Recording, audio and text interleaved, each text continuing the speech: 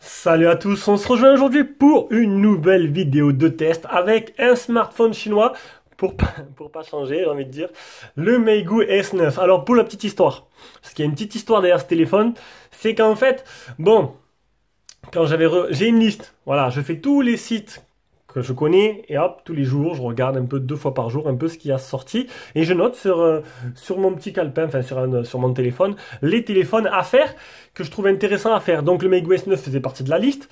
Donc vu qu'on est en contact avec TomTop, j'ai demandé à TomTop de le faire et ça n'a pas été facile de les convaincre. Alors ils n'étaient pas trop chauds patates parce que bon, vous en doutez bien, quand on négocie avec une boutique pour un téléphone, ils veulent en retour des ventes, des vues, c'est logique. Et en fait, ils se sont dit que le Meigu S9, ça allait pas marcher du tout. Mais j'ai insisté, j'ai négocié, j'ai réussi à trouver un terrain d'entente, j'ai insisté, j'ai négocié et je regrette pas parce que, alors honnêtement, je dis pas que du bien les téléphones, hein, quand ils sont pourris je l'ai dit, mais honnêtement pour le prix, je vais essayer de vous convaincre en 20 minutes que ce téléphone, il est très bien. Et franchement, je suis resté surpris, même moi, j'ai pas encore réfléchi au titre que j'allais mettre, j'ai essayé de trouver un titre, pas trop abusé, mais honnêtement ce téléphone-là, il m'a emballé complètement et pour le prix c'est plutôt pas mal et c'était pas gagné parce que Meigu, je sais pas si j'en ai fait moi, on les a tous fait, mais ça m'a pas laissé une impression extraordinaire. À moins que ce soit Jérôme qui les ait fait, il m'a dit bon que c'était sans plus quoi. Mais celui-là, franchement, ils ont fait du bon boulot.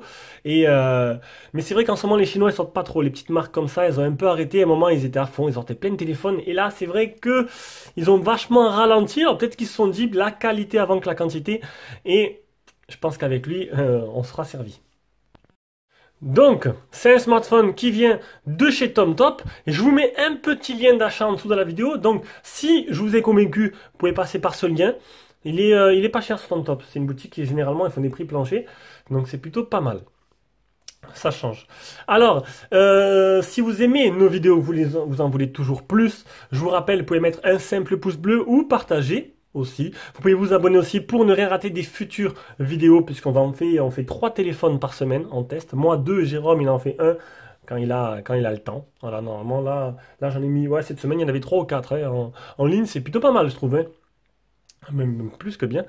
Après, vous avez Tipeee. Donc, pour ceux qui veulent nous soutenir, donc Tipeee, c'est quoi? J'ai mis un lien dans la description. C'est en fait une plateforme participative. Vous pouvez nous faire des dons et ces dons serviront à pas financer nos vacances, non, ou à acheter une moto, une voiture ou quoi que ce soit. Non, les dons servent à acheter des nouveaux produits qu'après on vous revend à prix exceptionnel. Comme ce Meigu S9. Ce Meigu S9 qui sera proposé, qui a déjà été proposé aux tipeurs, mais je sais que vous attendez tous la vidéo pour les tipeurs qui regardent. Donc il sera vendu au prix de 80 euros. Donc il fait 130, on le vend 80. C'est plutôt correct. Donc proposez aux tipeurs en priorité. Maintenant, si vous le voulez, que vous avez vu la vidéo, mettez-vous sur Tipeee. Vous pourrez l'acheter par la suite si vous êtes bien sûr le seul à le vouloir ou le premier à le vouloir. Donc en gros, en plus de ça, donc d'avoir accès à tous les achats du site, on vous propose une tombola par mois.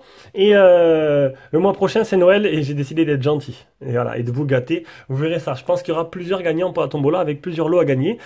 Donc c'est Noël. Ça sera exceptionnel.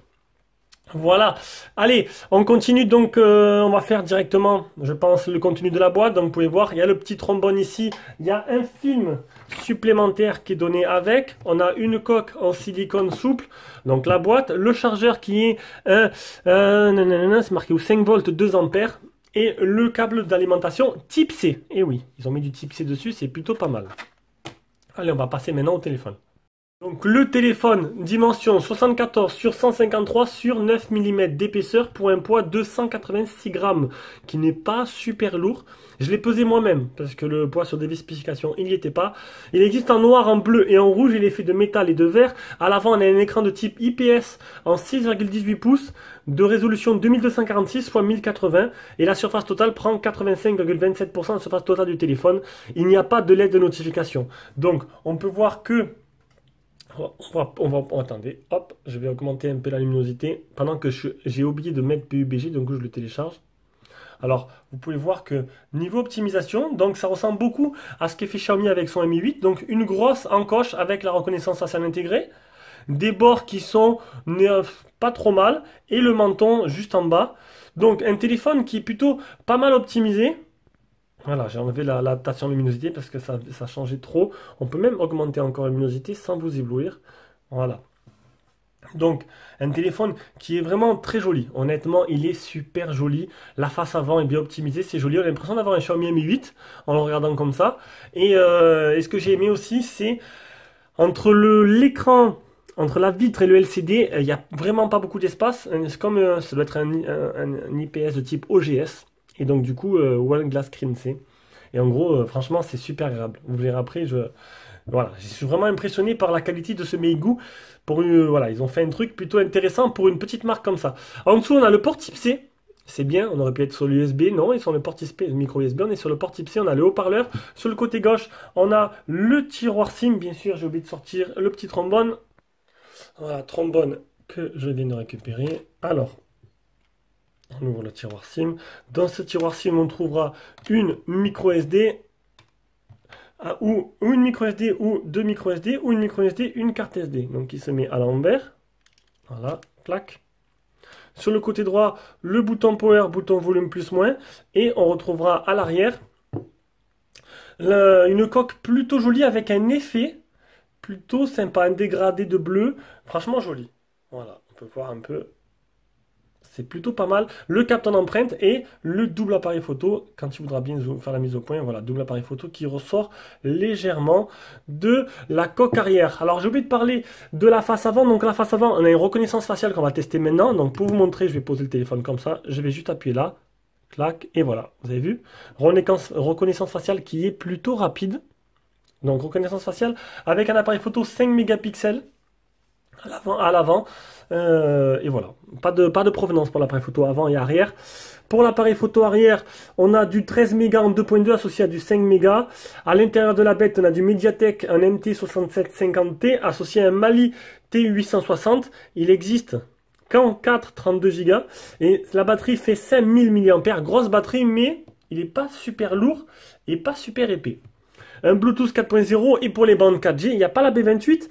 Et c'est une 4G de catégorie 6. Il manque, bon, par contre, il y a bien la B20. Voilà, oh, reconnaissance faciale, nickel. Et aussi le bouton, alors, le bouton, ouais. Il marche correctement. Mais c'est pas non plus le plus rapide que j'ai pu avoir dans les mains. Mais voilà, il fait le boulot. Au pire, tu as la reconnaissance faciale qui est super bien précise et qui marche très bien. Vous l'aurez vu, niveau design, j'adhère totalement. Il est vraiment superbe. J'ai oublié de parler du port jack qui est au-dessus. Donc ils ont mis le type C et le port jack. Comme quoi, ça peut se faire même dans une sous-marque. Si les sous-marques le font, les grosses marques peuvent suivre.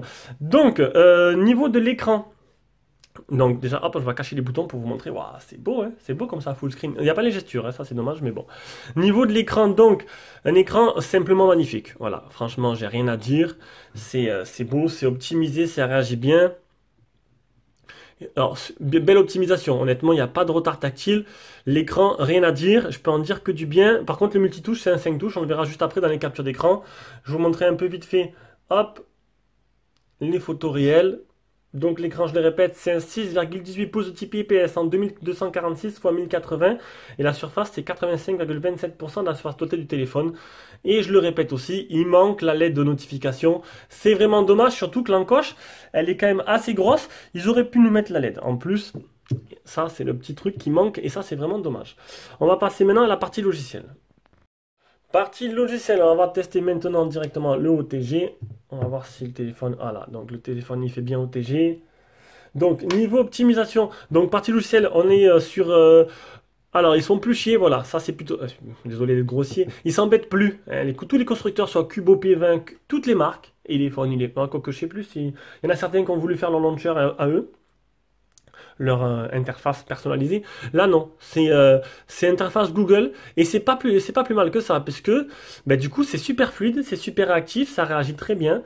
Même si le processeur c'est pas une bête de course, honnêtement on a quelque chose de bien optimisé qui ne rame pas. J'ai pas senti de latence vraiment. Franchement tout tourne très bien. Donc on va passer maintenant en capture d'écran. Avant ça on va passer au capteur du téléphone.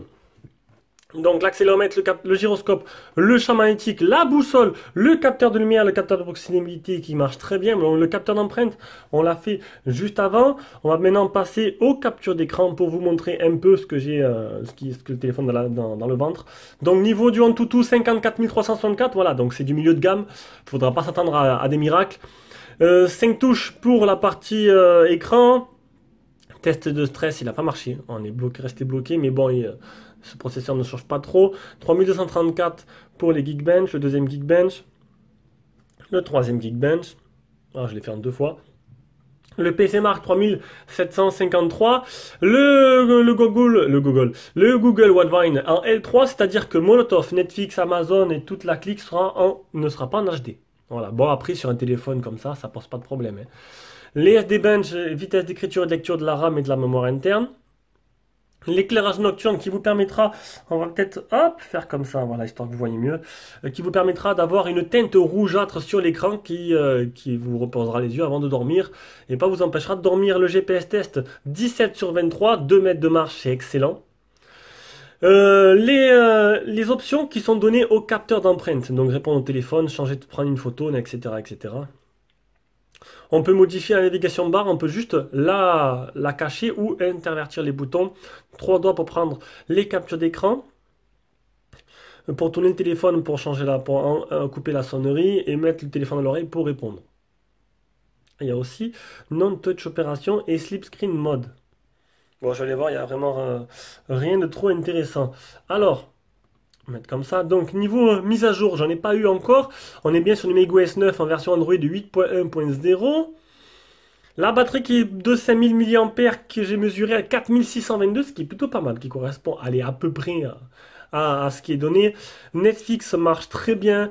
Le test de batterie, donc j'ai fait 3 jours 3 jours d'utilisation, 2 jours de test batterie complet du matin au soir comme mon téléphone personnel. Premier jour j'étais en formation, donc j'ai moins utilisé.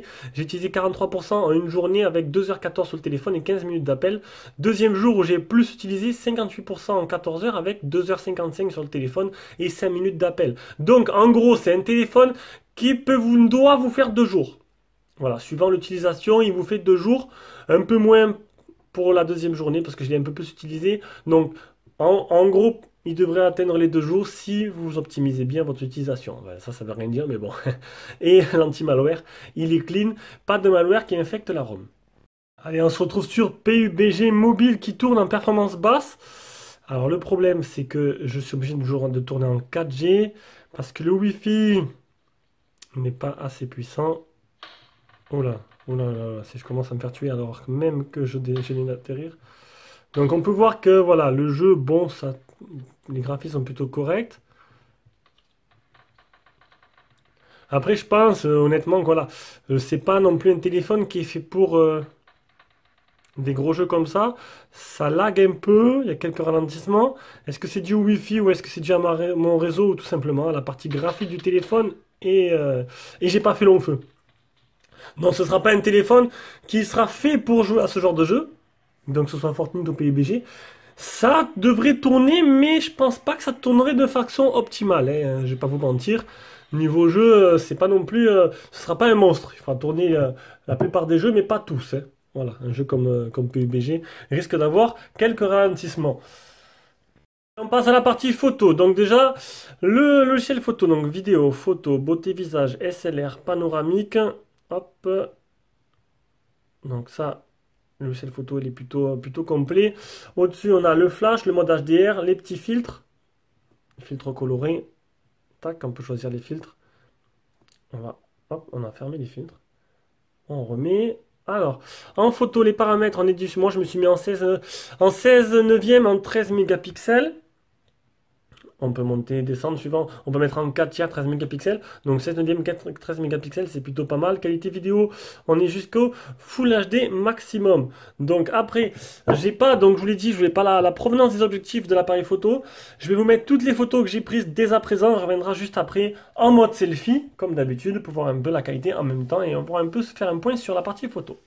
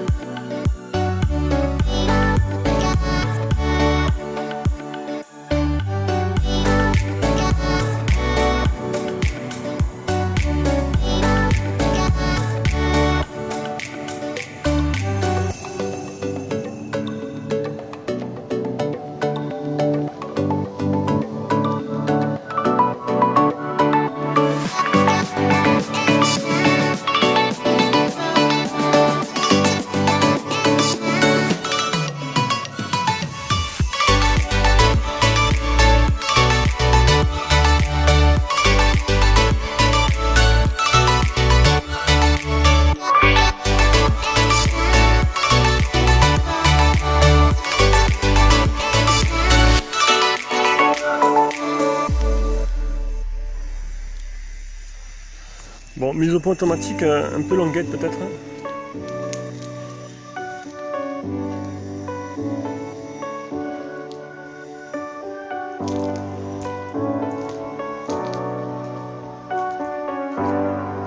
On sent peut-être une petite stabilisation quand même.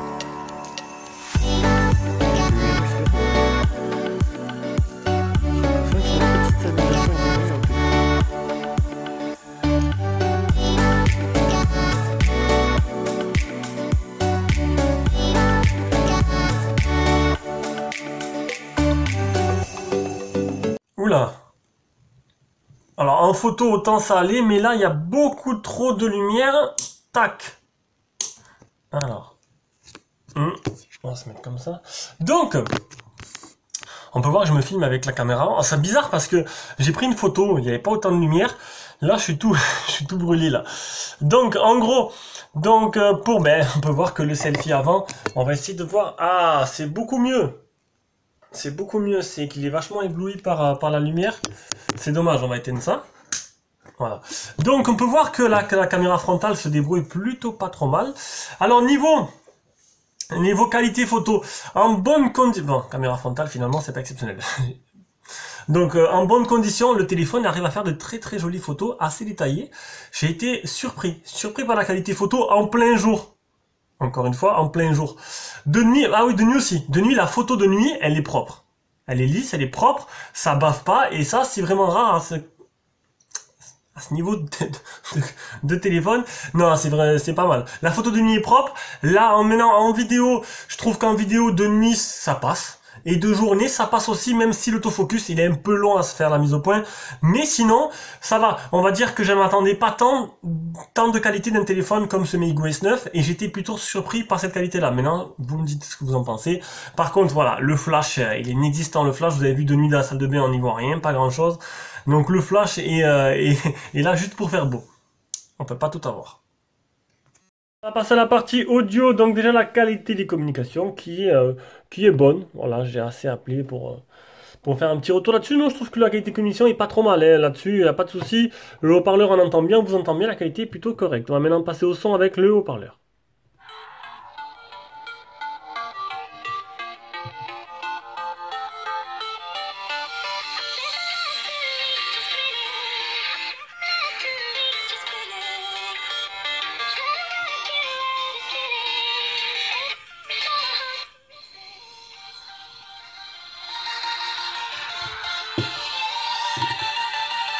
Bon voilà, encore une fois, c'est pas dégueulasse, c'est pas un truc exceptionnel, ça grésille pas à pleine puissance, c'est suffisant pour, encore une fois, pour le prix du téléphone. Allez, le port casque maintenant, le port casque qui n'a aucun grésillement, bon, ça c'est plutôt normal on va dire. Niveau puissance, ça envoie du lourd, maintenant, bon, c'est pas trop mal, on va dire que moi ça me conviendra très bien. L'essentiel c'est qu'on puisse mettre un casque et ce qui est très très rare en ce moment, ce qui manque un peu en ce moment, c'est ça, c'est les ports casques qui sont supprimés au profil du type C et là-dessus non. Donc on passe désormais à la conclusion de ce téléphone, donc ce Meigo S9 qui malgré lui est plutôt pas mal on va dire. Bon voilà, c'est un téléphone qui coûte 129 € actuellement, donc je vous mets un petit lien comme d'hab dans la vidéo. Il a un design très joli, surprenant, honnêtement ils ont fait un effort sur le design avec ses reflets à l'arrière. À l'avant on a l'impression d'avoir un Xiaomi Mi 8, c'est plutôt joli. L'écran somptueux, l'écran il est super agréable à utiliser, honnêtement c'est un régal, il n'y a rien à dire sur l'écran. La puissance du téléphone, c'est du milieu de gamme, même pas, je vais même pas dire c'est milieu de gamme, c'est de l'entrée de gamme. C'est pas du low cost, c'est juste au-dessus. Voilà, c'est juste au-dessus. Au niveau des jeux, ça fera pas de miracle, hein, je vais pas vous mentir là-dessus. Au niveau des photos, les photos de jour et de nuit seront plutôt propres. Maintenant, dès qu'il faudra utiliser le flash est là, mais sans être là. Voilà, il faut dire ce qui est le flash, dommage. Dommage, ils auraient pu améliorer un peu la note du téléphone et ça aurait été plutôt pas mal. Non, sinon dans l'ensemble, c'est un téléphone plutôt correct. On va chipoter, on va dire qu'il manque la LED de notification aussi. Mais j'ai passé vraiment 3 jours avec lui, plutôt agréable et j'espère que je vous aurai convaincu. Allez, je vous fais de gros bisous et on se rejoint pour une prochaine vidéo. Le prochain test sera pour moi, ce sera mercredi prochain avec le Humidigi A3 qui est arrivé et que j'aurais pu faire plus vite, mais j'ai préféré faire le Mego avant et on fera mercredi midi à 3. Ciao, ciao.